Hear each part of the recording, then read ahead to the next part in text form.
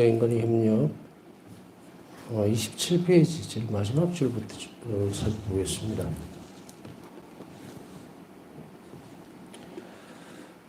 지난 시간에는 인간의 위대함은 창조주의 결합을 통해서만 드러난다. 사실 우리는 주목해야 된다. 그리고요, 이 사실은 제2차 바티칸 공의에서도 볼 수가 있습니다. 인간이 위대하다는 것은 창조주와 결합되지 않으면 아무 가치가 없고 존재 이유도 없는 것도 아무것도 없다고 보면 돼요.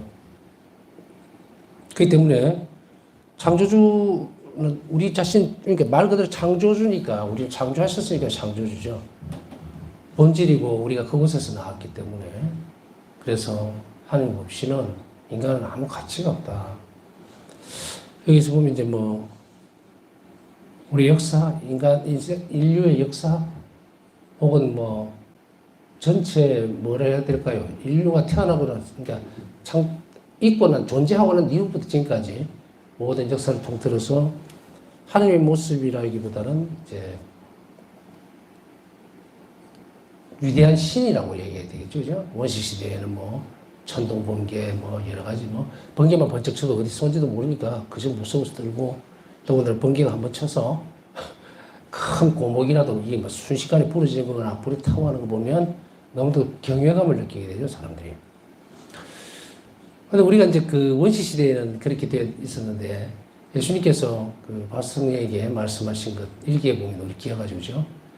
아주 오랜 옛날에는 초기를 이야기하겠죠. 인류 초창기에는 천둥번개로 말을 했다. 말을 건넸다. 인류에게 말을 건넸다. 참 놀라운 사실입니다. 갑자기 나타나서 내가 누구다 어떻게 다 하기에는 인류의 이 지능이라는 것이 형편없었을 거예요. 그죠? 현상적으로만 이렇게 보면서 개감을 느끼게 되고, 이렇게 섭리해서 쭉 참, 인간이 성장하는 그 과정을 살펴보면 대단히 놀랍습니다. 인류가 발전했다, 이런 얘기만으로 하기에는 정말 너무너무 엄청난 일이죠. 요즘 저도 이제 핸드폰을 있고 여러분도 있죠, 그죠? 그래서 저도 이렇게 앞에 놓고 있는데, 왜냐면은 방송이 끊어졌느냐 안 끊어졌는지는 모르기 때문에, 전에 한번 초기에는 방송이 끊어졌어요. 근데 혼자서 막 얘기를 하고 있는 거예요.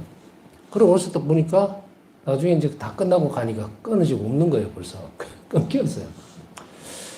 물론 다행인 것은 그때 구독자 수가 3명밖에 없었기 때문에 끊어졌던 말았던 했던 그런 기억이 납니다. 여하튼 다시 돌아가서, 지금은 핸드폰이 이렇게 가볍고 이것도 무겁다 크다 이렇게 얘기했지만, 초창기에 처음 나왔을 때 벽돌폰이라고 해요. 이만한 크기의, 그죠? 전화기를 들고 다녔던 기억이 납니다. 근데 그것이 그렇다 하더라도 이 30년 전 가까운 이야기예요. 제 기억에는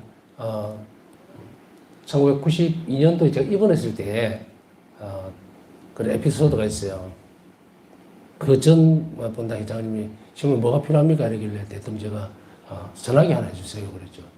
이제 휴양을 해야 되니까 폐결핵 때문에 입원하고 나면 이제 갈 곳도 없고, 갈 곳은 있죠. 집에 가야지 근데 연락처가 없잖아요. 그래서 그걸 하나 주십시오. 그러면 받는 전화로라도 어떻게 좀 써보겠다 했던 기억이 나는데, 그때 이후에 지금 30년 정도 좀 지났죠. 얼마나 놀랍습니까? 상상하지도 못할 정도로 발전이 돼 있죠. 그러니까 어떻게 보면 인류 역사를 한번 보자는 거예요. 아주 오랫동안 정말 너무도 기나긴 시간이, 적어도 여러분이나 저희 기억에 우리가 살아있는 동안에 이 과학의 발전 속도라는 것은 정말 너무도 겁날 정도로 빠른 거예요. 이게 좋은 것일까? 좋은 것일까? 예수님 분명히 천둥번개를 통해서 원시시대 때부터 이야기를 했고, 판관도 보내고 예언자들도 보내서 당신 누구시라는 걸 밝혀주게 되고, 인류에 대해서. 그러다가 마지막 때에는 이제 성자이신 예수님을 이 땅에 보내셨다. 말씀이 사람이 되시다. 그러고 나서 또 2000년이 지난 거예요. 그죠? 그 2025년이 지났죠. 그러니까 이게 어떤 것을 의미하겠습니까? 그 사이에 쭉 살아오는 그 과정 안에서 예수님 탄생 이후에 2000년이라는 공백기를 보더라도 1차 세계대전 때, 2차 세계대전 때만 해도 엄청난 시간이 지난 때였잖아요. 발전이 뭐가 있었습니까?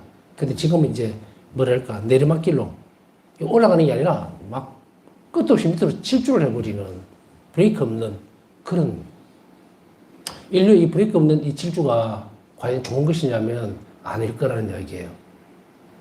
그래서 우리가 인류가 브레이크 없이 내려가다 보니까 이 브레이크가 뭡니까? 창조주 하나님과 우리 결합이에요. 하나님 없이는 우리는 아무것도 아니다라고 하는 것을 인류 잊어버리기 시작하면서 또 브레이크가 안 잡히는 거예요. 그대로 막 내려. 그러면 창조주 하나님과 우리를 인식하고 연결을 짓고 관계를 맺지 않으면 무슨 문제가 생깁니까? 예, 악이 판을 치겠죠. 그래서 제동을 걸어야 되는 그 브레이크를 다 빼버린단 말이에요. 그러니까 끝간데 없이 악으로만 추종을 해버리는 거예요. 다 내려가 버리는 거예요. 하나님을 선택할 수 있는 기회들이 지금 이제 예수님은 자비신심을 포석성리를 통해서 주면서 이제 저는 자비신심이 브레이크라고 생각해요. 우리 삶에 있어서 브레이크를 잡아야 돼요. 그렇지 않으면은 이 브레이크를 안 잡는다는 말 의미는 앞에서 설명드렸잖아요. 악이 넘쳐버린다고 이게. 내 삶에서든 주변에서든. 이렇게 되면 인류는 어떻게 됩니까? 그냥 불행으로 끝나지 않습니다. 종말이 되는 거예요. 세상의 종말은 우리가 하나님께 대한 큰 희망을 가지고 기다리는 부분이죠. 그렇기 때문에 우리는 바로 하나님을 통해서만 드러나기 때문에 이 결합을 위해서 우리는 뭘 해야 되는가? 잘 배워야죠. 잘 익히고. 그래서 우리 자신들이 하나님과 결합하지 않으면 우리 자신은 그 문제도 요원해지는 거예요. 하나님과의 나와의 관계가 객관적일 수는 없어요. 대면대면 하나님 밖을 쳐다보고 숨기는 하나님이 아니다. 사실은 보면 인생을 살아가면서는 이 땅에서는 우리가 첫 단계, 둘째 단계로 그냥 크게 잘라본다면 그래요. 첫 단계에서는 험숭하고 바라보는 관계예요. 그러나 예수님께서 이 땅에서 성체로 오셨기 때문에 이제는 어떻게 됩니까? 대면대면하게 바라보기만 하는 것이 아니라 결합이 되는 관계로 넘어가기 때문에 이제는 어떻게 됩니까? 주관적이 넘어가요.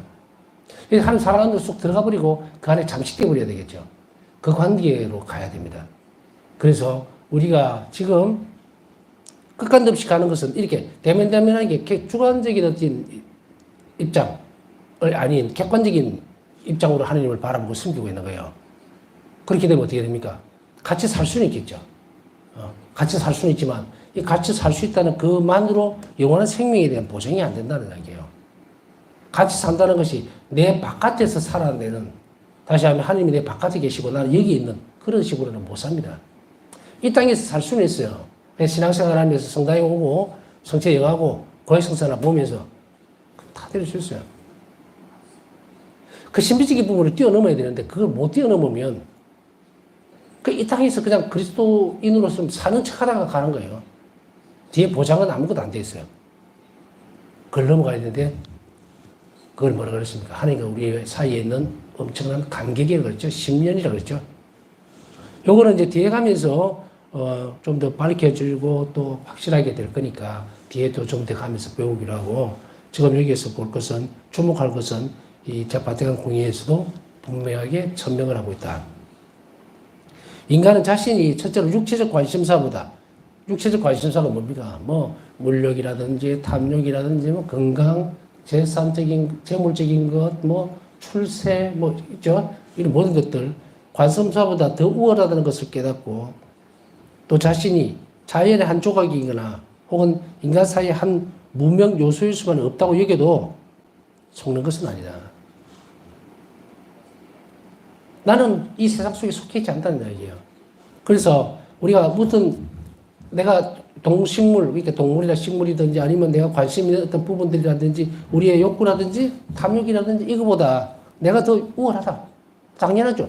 우리 돈을 쓰는 거지 돈이 매이질 않는데도 불구하고 그 돈을 써므로 인해서 내가 예를 들어서 우월하다고 느끼는 거죠. 그렇게 여기다 하더라도 또 자연의 한 부분밖에 안 된다고 하더라도 또 혹은 인간 사이에 한 무명 요소일 수만은 없다고 여겨도 나는 그래 이렇게 해서는 안 돼. 나는 인간 사이에 속해서 그냥 살다가 죽을 그런 존재가 아니야. 라고 이렇게 여겨도 속는 것은 아니다. 이 말은 어느 정도 일리가 있다 이 말이에요. 몽땅 내가 거기다 속아 있구나. 세상적인 어떤 부분들이 있어서 그래서 어떤 그것에 말려 들어가 있고 그렇게 하지 않는다. 그 부분보다는 내가 우월하다고 이렇게 여기고 어떤 것이 해도 속는 것은 아니다는 얘기예요. 인간은 그 내면성으로 만물을 초월하기 때문에 그것에 대해서 내가 이렇게 하고 또 혹은 내가 사회의 어떤 일부분으로서 녹아 들어가 버리는 거 아닌가? 난 너무 개인적인 게 아닌가? 혹은 어떤 사회의 어떤 한 부분, 쓸모없는 어떤 부분이 아닌가?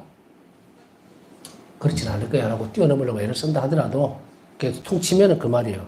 인간은 어떻든 간에 우리 자신들이 스스로 그렇게 낙담하거나 자기의 일부나 혹은 세상에 그냥 한 조각으로 살다가 가는 것이 아닐 것이야 라고 하더라도 속는 것은 아니고 그 내면적으로 보면 만물을 초월하기 때문에 그렇게 세워진다 하더라도 그것은 괜찮다 이 말이야. 명확하게 하기 위해서 우리는 초월성이 있다. 그것을 얘기하는 겁니다. 더 살펴보면 마음속으로 돌아갈 때 이가 깊은 내면성을 찾는 것이고 거기에서 마음을 보시는 하나님께서 인간을 기다리고 계시며 바로 하나님 눈앞에서 인간의 자신의 운명을 결정짓는 것이다. 마음 안에서 하나님을 찾아야 한다. 우리 안으로 들어오는 이야기예요. 그래서 아까 앞에서 했던 설명들은 뭐냐면 자연의 한 조각이다. 그러니까 바깥이죠. 바깥 외부 세계와의 관계에 대해서 우리가 그렇게 속해 있다라고 그렇게 여긴다 하더라도 그 속는 건 아니에요. 일부 우리가 자연과 속해 있고 사회에 속해 있고 다 돼 있어요. 그렇게 하더라도 그거보다 더 우월한 게 뭔가 하면 마음속으로 돌아가야 되는데 인간은 내면속으로 초월하기 때문에 그렇게 살다가 죽을 존재는 아니다 이 말입니다. 그렇다면 우리는 어떻게 해야 될 것인가? 우리가 마음속으로 돌아갈 때 깊은 내면성을 갖는 건 아니에요. 우리 마음 안으로 들어와야 된다는 얘기죠. 여기에서 갖는 마음이라는 것은 이게 참 단어를 쓰면 요즘 너무 해지고 나서 좀 위태위태해요. 마음 수련, 마음 선언 이런 것도 있다 보니까 이 마음이란 인간 본연이 가지고 있는 이거 만물을 초월할 수 있는 초월적인 존재로서의 마음을 얘기하는 거거든요. 이게 인간이 가지고 있는 내면적인 것, 그것을 찾으려면 그걸 들어와야 된다는 건데 이걸 설명하려다 보면 사람들이 전부 또 이상하게 막 엉뚱한 것을 만들어 나가지고 그거 다 버려야 됩니다. 이 마음으로 돌아간다는 것은 창조된 마음이에요. 우리가 무슨 육적으로만 창조가 된 게 아니라 영원히 창조됐으면 전부 다 이런 것들도 다 하나님에게서 받은 겁니다. 그걸 알고서 거리로 들어가는 이야기예요. 그럼 이제 뭐가 구별이 됩니까? 우리는 하나님 창조하신 마음 안으로 들어가야 되는 거고 일반인들이 이야기하는 마음 쓰는 마음을 따라가니 그건 창조적 적이라는 이야기예요. 인간적인 거예요. 그렇기 때문에 구별이 분명하게 되죠. 그래서 우리는 이 마음으로 돌아갈 때 어떤 마음으로 돌아가야 되냐면 내면적으로 만물을 초월할 수 있도록 만들어 놓았다는 거예요. 하나님이 그렇게 만들어 놓았어요. 그렇기 때문에 그걸 인식하고 들어가야 된다는 거예요. 그러면 우리 마음 안으로 들어갈 때 뭘 만날 수 있을까? 초월적인 것을 지니고 있다 그랬잖아요. 마음이. 그러면 그 안으로 들어갔을 때 하나님이 내 마음 안에 계신다는 이야기예요. 그렇게 찾아와야 된다. 그래서 밖으로 튀어나가는 것이 아니라 안으로 들어와야 된다. 거기에 마음을 보신 하나님께서 인간을 기다리고 내 마음 안에 계시는 거예요. 그래서 마음은 아까 얘기했듯이 하나님 모상을 닮아서 인간이 창조됐죠. 그 영혼이 하나님 닮았어요. 마음도 마찬가지입니다. 인간의 구조 자체가 하나님 닮아 있는 거예요. 내면적인 구조 자체가. 그래서 우리가 외형적인 부분들을 하나님 닮았을까? 그래서 이제는 좀 외형적인 부분들도 예수님이 사람이 되신 분에 의해서 바뀌었죠. 그런 은밀한 게 처음 창조됐을 때 모습 보면 우리 육과 영이 전부 다 하나님에게서 물려받은 거죠. 선물입니다. 그렇기 때문에 이 안에서 특히 더 다루고 싶은 것은 영원성을 가지고 있는 영혼에 대한 부분인데 그 어디에 머물고 계실까? 그래서 바로 하느님이 기다리고 계시는 것은 인간의 마음이라는 거예요. 여기서 착각하지 말아야 됩니다. 마음 안에 예수님이 계신다는 이 말을 하나님께서는 우리 마음을 통해서 우리를 기다리고 계신다는 것이지 하나님의 존재성 문제 자체는 예수님은 어디에 계세요? 영혼 안에 계시는 거예요. 그래서 마음도 정서적인 측면이 출발점이 돼요. 그래서 그것이 정서적인 출발점이 바로 영혼 안으로 들어갈 통로가 됩니다. 그렇기 때문에 우선은 우리가 어디로 돌아야 된다? 영혼 안으로 쑥 들어갈 수 없어요. 우리 영혼 안으로 못 들어갑니다, 지금은. 어디로 들어가야 될까? 마음 안으로 들어가야 돼요. 그래서 그 말을 하는 겁니다. 그래서 우리 마음 안에서 하나님이 우리를 기다리고 계시기 때문에 하나님 눈앞에서 자신의 운명을 결정해야 된다. 그래서 우리가 이런 얘기하죠. 마음이 움직이는 대로. 이 말이 쉽지 여러분들에게 영혼이 움직이는 대로 이러면 이게 알아듣겠습니까? 못 알아듣죠? 그래서 마음은 우리가 예수님을 찾을 수 있고 하나님 만날 수 있는 공간이에요. 공간적인 개념. 하여간 그 부분들을 얘기를 하는 겁니다. 그래서 만남이라고 하는 단어를 씁시다. 공간이다 이런 부분들을 또 굳이 여기서 나눌 필요 없고 여하튼 하나님을 만나는 곳, 시공을 초월해서 만날 수 있는 곳, 그게 마음이에요. 그 안에 하나님께서 우리 기다리고 계시고 또 이 마음이 초월적인 부분들을 자꾸 찾아낼 수 있도록 해나갑니다. 그래서 우리가 이제 예수성심이라는 표현을 쓰죠. 예수님 마음 그러죠. 마음은 표현이 되어지는 거예요. 우리 내면적인 것을 드러내줄 수 있는 것이야. 그래서 그 마음이 움직이면 그 정서적인 모든 일들이 그걸 통해서 전달이 되어지거든요. 그래서 표현되어지는 것 중심부에 마음이라는 게 있다는 이야기입니다. 그래서 우리가 마음이 안 좋다, 마음이 아프다, 뭐 이렇게 느끼죠? 정서적인 측면이 강한 거예요, 마음이. 그래서 예수님께서 병자들을 돌보시거나 또 가난한 사람, 불쌍한 사람들 봤을 때 또 특히 나자를 주고 보시고 살피우셨던 것, 그런 것들, 좀 마음이, 거룩한 마음이. 이 마음의 정서적인 부분들을 아까 얘기했듯이 이제 마음으로 드리는 기도는 뭡니까? 이 정서적인 측면들이 강합니다. 그리고 이것이 바로 우리를 어디로 이끌어가는가? 관상으로 이끌어갑니다.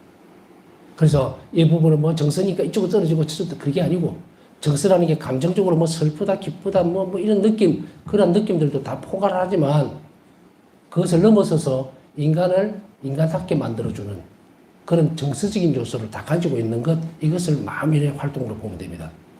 예수님께서도 바로 우리가 이제 예수님을 알 수 있는 것도 예수님 마음의 활동이 밖으로 나왔던 거예요. 그래서 그것을 보고서 우리가 마음을 이해하게 됩니다. 예수님이 어떤 상태인지. 그래서 우리 또한 마찬가지로 우리 안에서 마음속으로 돌아가서 하나님께서 우리를 기다리고 계시는 그 장소, 그 만남을 이루어야 되고, 그리고 인간은 그것을 보고서 운명을 결정지어야 합니다. 이렇게 하여 자기 자신 안에서 영적인 불멸의 영혼을 인식하게 될 때 인간은 다만 물리적 사회적 조건에서 흘러나오는 허상에 우롱당하지 않고 오히려 정반대로 사물의 오묘한 진리 자체와 만나게 되는 것이다.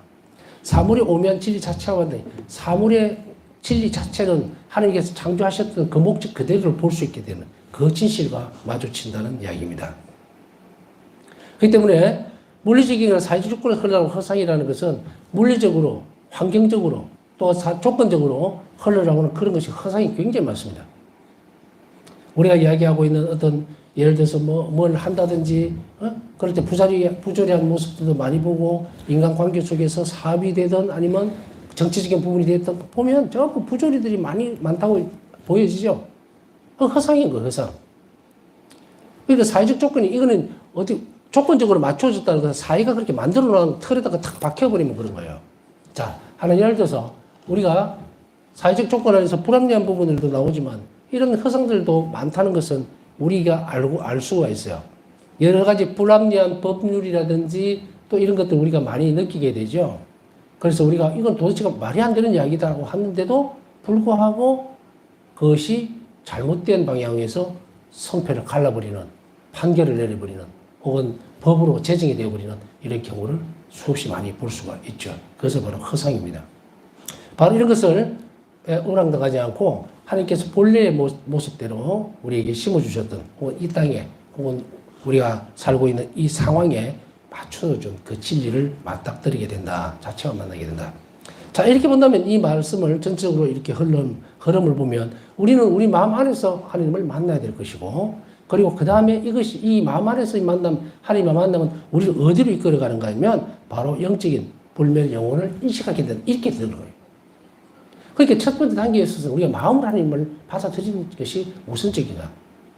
그리고 그것이 우리 묵상을 하죠. 묵상을 할 때는 우리 영혼 안으로 들어가기 전 단계가 우리 마음 안으로 들어오는 거예요.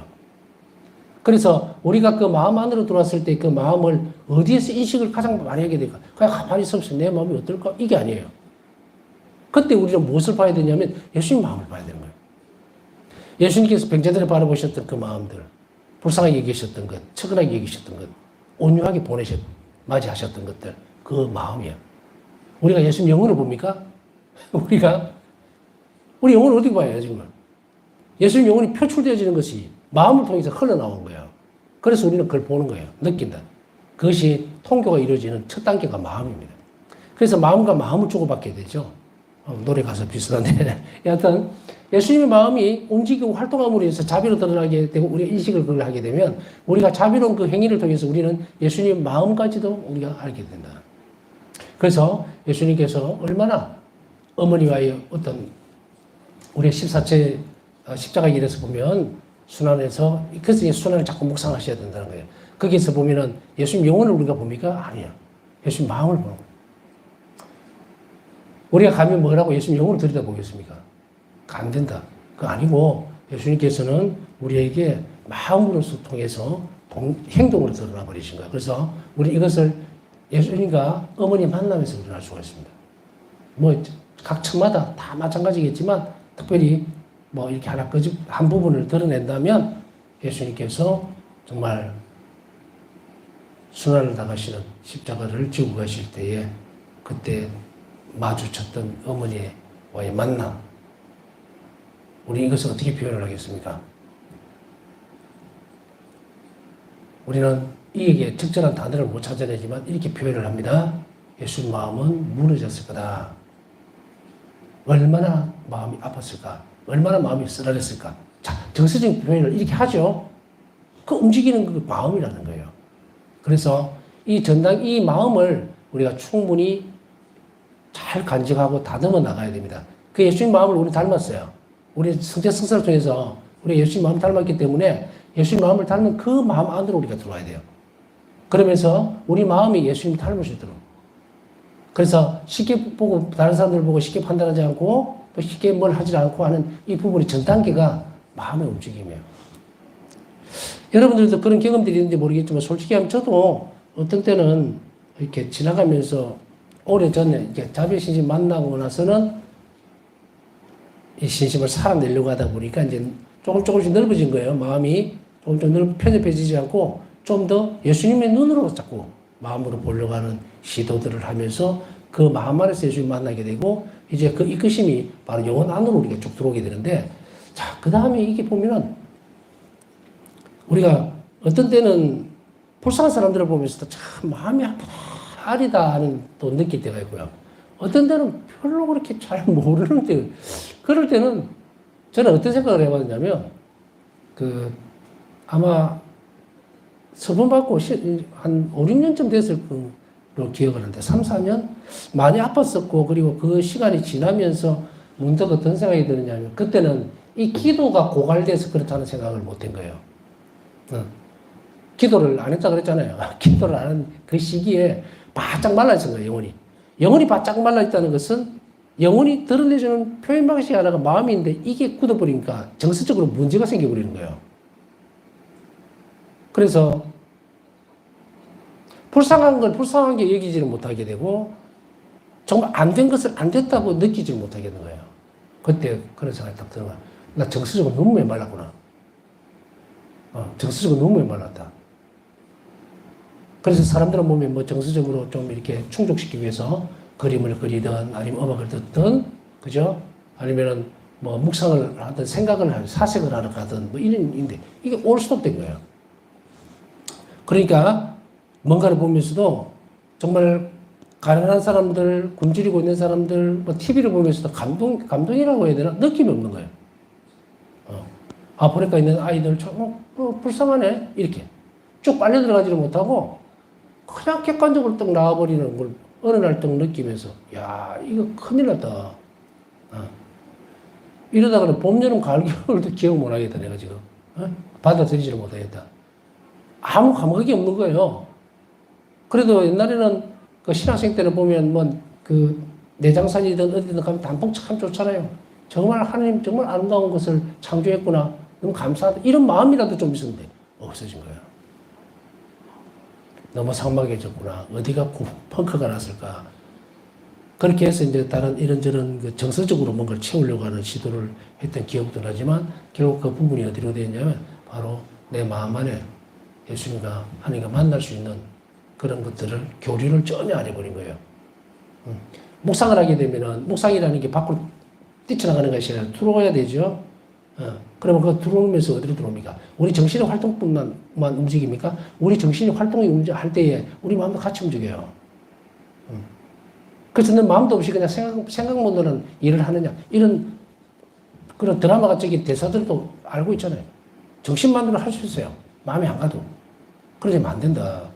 묵상도 정신만으로 하는 게 아니거든요. 온 마음을 다해서 해야 되는데, 그냥 우리 마음이 가는 곳에 하나님께서 기다리고 계신다는 거예요. 아까 앞에 말씀드렸듯이. 이렇게 했을 때 묵상이 되는 거예요. 그래서 예수님과 어머니 만남 안에서 애처rom보다는 서로에게 주고 싶어 했던 그 사랑의 모습들이 인류를 향한 거예요, 다. 어머니의 사랑도 예수님께 갔을 때 그는 인간 구원을 위한 것이었고, 그죠? 그리고 예수님이 어머니를 바라보셨을 때 그 하나님의 사랑도 바로 인간 구원을 위한 것이었어요. 초점은 바로 그거거든. 영혼의 구원을 위해서, 세상의 죄를 위해서, 없애기 위해서 맞습니다. 그러나 당신의 자비를 드러내기 위해서요. 그래서 이렇게 자비가 표출되는 것도 이 마음이 움직이지 않으면 안 돼요. 그래서 마음이 움직임이 없는 사람들이 무슨 봉사를 합니까? 아무것도 안 하죠. 근데 마음으로만 하면서 자기 희생이 안 들어가면은 또 무슨 소용이 있어요? 그러니까 다 연결이 되어 있습니다. 그래서 오늘은 이 부분을 보면 깊은 내면성을 찾는 것이기 때문에 마음으로 들어가게 되면 내면성이라는 것은 내 내적 안에서의 활동이에요. 내적 안에서 활동을 축적시키는 것은 뭡니까? 묵상입니다. 그렇게 함으로 인해서 거기에서 하나님께서 나를 기다리고 계시고 내 마음만을 들여다보고 계신다는 것을 우리가 분명히 할 때 그때 우리는 통해도 할 수 있고 또 자신의 죄도 찾아낼 수 있고 이래 되는 거예요. 자, 이런 부분들이 되어질 때 인간은 그 상황에서 운명을 결정짓습니다. 따라갈 것인지 말 것인지. 얼떨결에 끌려가는 것은 없어요. 분명하게 해야 한다. 그렇지만 바로 이런 것이 잘 되어져야만 세상에 이런 허상이나 혹은 논리적인 어떤 물리적인 어떤 규칙이나 아니면 조건에서 나오는 그런 것들을 따라가지 않게 된다. 이 말입니다. 교회 안에서 다른 부분들은 마찬가지입니다. 물리적이거나 사회적인 어떤 조건이라는 것이 꼭 세상 안에서 일만도 아니다. 이단들, 교회 안에서 이단, 이런 부분들 전부 다 뭡니까? 물리적이고 사회적인 조건, 그것 뛰어넘어서 자신이 허황된 것을 꿈꾸고 있는 거예요. 이렇게 하면 하나님 만날 수 있으리라는. 이미 교회가 그 길을 마련해 놓는데 불구하고 자신이 잘못 살아내놓고 딴 데 가서 엉뚱한 짓을 하는 거예요. 이것도 또한 마찬가지로 우리 교회 안에서 조심해야 되는 부분이겠죠. 그 다음에 사랑 자체이신 하나님 모습, 참조 1기 106번을 닮은 인간은 첫 번째로 그 사랑의 대상이 되며 우리가 사랑의 자체이신 하나님의 모습을 닮았기 때문에 그 사랑의 대상이 됩니다. 대상이 돼요. 이 말은 굉장히 중요합니다. 하나님 왜 나를 사랑하시냐면 내가 그 사랑에서 나왔기 때문에 그래요. 하나님께서 나를 자비롭게 대하지 않으실 수 없는 이유가 내가 하나님의 자비로 탄생이 됐기 때문에, 창조가 됐기 때문에. 그래서 우리는 이렇게 살펴보면 어찌 하나님이 나를 자비롭게 대하지 않으실 수 있느냐라는 그 질문에 대해서 혹은 물음에 대해서 확실한 답이 나와 있는 거예요. 어떻게 하나님 나를 자비롭게 대하실 수가 없는 그런 경우가 생기겠느냐? 반드시 나를 자비롭게 대한다는 거예요. 왜냐하면 선물이거든, 우리는. 참 너무도 놀라운 일입니다. 그것도 뒤에 또 배우기라고요. 그래서 사랑의 대상이 됩니다. 그 다음에 인간의 인간성과 주체성은 오로지 자비로우신 하나님의 신비 안에서만 올바르게 이해될 수가 있다. 내가 누군가, 내가 우리 주체적으로 내가 인간으로서 이 땅에서 어떻게 살아내야 될 것이고 또 어떤 방향으로 가야 될 것인가 또 무엇을 해야 될 것인가 이 모든 일들은 바로 하나님의 신비 안에서만 올바르게 이해가 될 수 있다. 자비로우신 하나님. 그래서 처음에 이 부분을 출발시킬 때 항상 내가 한 자비로 창조되었기 때문에 나는 한 자비를 어떻게 됩니까? 입을 수 있어요. 그런데 우리가 하느님이 나를 자비롭게 대하지 못한다라고 혹은 하나님 자비를 내가 입지 못하고 있다라고 느낄 때 그것은 내가 잘못된 거예요. 내가 잘못된. 그러면 단순하게 너가 잘못됐다라고 지적만 하는 것이 아니에요. 지금 우리가 이 공부를 하는 거는 지적을 하거나 잘못됐다는 것이 아니라 방법을 가르치는 거예요. 지금까지 못했기 때문에 이렇게 하면 됩니다. 반드시 그렇게 되게 되어 있어요. 우리가 이렇게 이 길 자체가 하느님이 우리에게 뭘 원하시는가 하면 나는 너에게 자비를 베풀기를 원한다 이 말이에요 지금. 근데 내가 왜 못 받고 있는가? 주려는 분과 받으려는 사람이 지금 일치가 안 되고 협력이 안 되고 있죠? 협력이 안 돼 있어요. 그걸 잘 밝혀내고 다시 제자리로 찾아가야 됩니다. 그래서 이것을 이제 그 이야기를 하는데 올바로 이해될 수 있는 인지, 자유, 양심, 도덕적 행위의 기초인 양심입니다. 도덕적인 행위의 기초인 양심이야. 양심대로 산다는 것은 도덕적인 행위가 되어야 되는데 도덕적인 행위라는 도덕적이라고 하는 말이 표현이 되어지면 이 부분은 어떤 것과 관계가 됩니까? 관계와 이게 연결이 되어져요. 그래서 지난번에 이제 그 앞에 강의를 할 때, 다른 강의를 할 때도 말씀드린 도덕적 특성이라는 것은 관계의 문제입니다. 인간관계, 사람과 사람 사이에서 관계의 문제. 이 도덕적 특성이에요. 내가 저 사람에게 어떻게 대해야 될 것인가.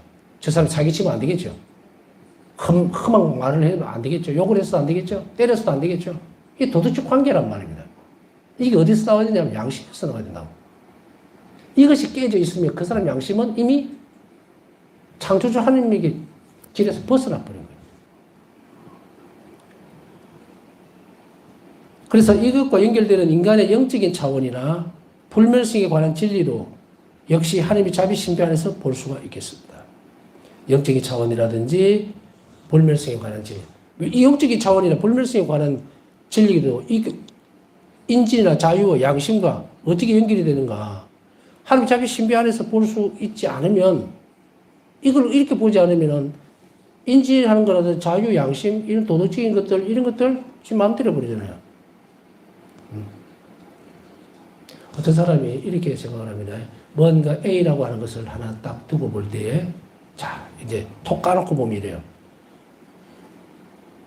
내가 이것을 바라다 볼 때에 내가 하는 이 행위가 영원히 기억될 거라고 생각하면, 그리고 내 삶의 역사에서 절대로 지워지지 않는다면, 우리는 어떤 식으로 이걸 할 것인가? 모든 일들의 책임을 다지겠죠. 모든 일들. 그런데 이 사람이 영원성이라든지 영적인 차원이나 불멸성에 대한 이야기, 생각을 없는 사람이라면 그 죽으면 다 끝난다고 생각을 하겠죠. 그렇기 때문에 이런 사단이 버린 완전 큰 어떤 인간 자체가 바뀌어버리는 거야. 인간 자체가 완전히 바뀝니다. 그렇기 때문에 사람들이 나는 죽으면 그만이지 뭐 라고 하는 사람은 온갖 짓을 다 해요. 이거 영적인 차원이나 불멸의 진리하고는 상관이 없기 때문에 지는 이 땅에서 살면서 그냥 온갖 짓을 다 하고 그냥 죽으면 그만이라고 생각할 때 이건 완전 엉망진창이 돼버리는 거야, 삶이. 누구도 이런 사람에게 대해서 어떤 것도 발견할 수가 없어요. 누가 그들을 따라가려고 그러고 또 그 사람들을 모범적으로 보겠습니까? 자, 여기에서 모범적으로 보고 따라가고 이거 다 떠나서 그냥 사람 존재라는 것 자체를 쭉 놓고 볼 때, 자, 여러분이나 저는 이제 한번 짚어보면 그거예요. 하느님이 계시고 내가 영원한 생명이 있고, 그리고 내가 하는 일에 책임을 지고 천국의 삶에 꼭 가야 되고, 혹은 잘못되면은 이 땅에서 책임을 저 곳에서 져야 된다고 생각하는 사람과, 혹은 그런 마음가짐을 지금 내가 갖고 있는 것과, 그것을 생각 없이 이렇게 살아갔을 때, 할 때 드러날 수 있는 행동이 어떻게 되겠습니까? 완전히 극이 되어버립니다. 극이 되어버려요. 악행을 저지른 사람의 첫째가 뭐냐면 영원성에 대한 것이 없어요. 불멸에 대한 것이 전혀 없습니다. 왜? 그게 편하니까. 그렇지 않으면 악행을 저지르지 않습니다. 예? 이게 우리 신앙인 가운데서도 마찬가지입니다. 끊임없이 인식해야 합니다. 우리가 교회가 천국이나 지옥에 대한 이야기를 가능히 하면 안 한다? 안 하는 게 아니고 있어요. 그렇지만 천국에 대한 기쁨을 더 주려고 하는 겁니다. 맨날 여러 개의 이야기를 해서 하고 지옥 이야기를 하면 그 수가 죽어서 어떻게 살겠어요? 그러나 분명히 우리가 이런 것들을 하지 않으면 안 된다는 것은 분명한 사실이기 때문에 책임을 져야 된다는 얘기죠. 그렇게 한 사람의 모습과 그렇지 못한 사람의 모습은 상상할 수 없을 만큼 깊이가 깊어집니다. 갈라져요. 그것을 얘기를 하고 있는 거거든요. 그래서 한 자비신비 안에서만 이 영역을 볼 수가 있다. 그래서 여러분들이 이제 이런 부분들을 점진적으로 자비신심을 배워간다는 것은 영적인 차원이나 불멸성한 진리, 그것을 알아들음으로 인해서 내가 모든 일에 책임을 지고 최선을 다한다는 거예요. 그럼 여기에 주어지는 보상은 뭘까? 하나님의 적극적인 개입이에요. 우리가 하나님에 대한 불멸의 진리를 받아들이고 영원한 생명에 대한, 그리고 자비의 신비 안에서만이 자신의 삶이 올바로 되어질 거라고 하는 확신을 가지고 살아내려고 결심을 하면, 아까 하나님은 나에게 자비를 안 베푸실 이유가 하나도 없어요. 그렇게 내가 창조됐으니까. 그것을 협력이라고 합니다. 네, 남은 시간 또 묵상하면서 오늘 그 기도 청하신 분들 한 자비를 입을 수 있도록 함께 기억해 주시기 바랍니다.